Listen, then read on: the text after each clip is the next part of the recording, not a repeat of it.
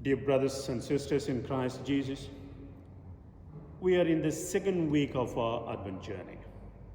The prophet Isaiah, who lived 700 years before the birth of Christ, talks about the future Messiah, who will be both the shoot and root of Jesse. Jesse is not mentioned in a whole lot in the Bible, but the few times he is mentioned, they are very significant. Who is he? He is the father of David. The King David was the greatest king of Israel. There were many other kings who followed after David, such as King Solomon and others. Their reign only lasted about 400 years.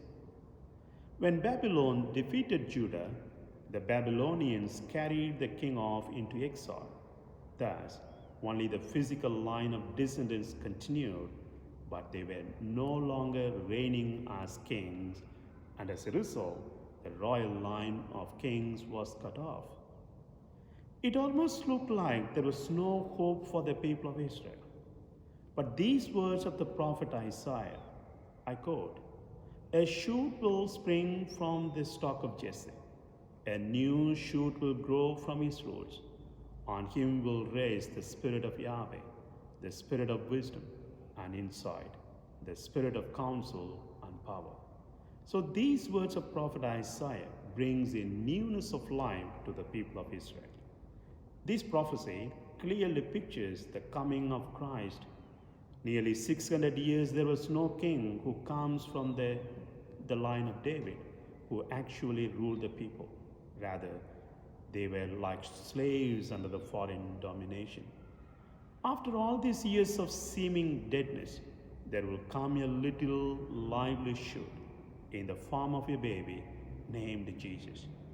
When this baby Jesus comes, as prophet Isaiah prophesies, there will be a greater joy, peace, harmony, and happiness in the world. The prophet says, "The wolf lies with the lamb, the panther lies down with the kid, calf and lion feed together, with a little boy to lead them. The cow and the bear make friends. The young lie down together. The lion eats straw like the ox. The infant plays over the cobra's hole. Into the viper's lair, the young child puts his head."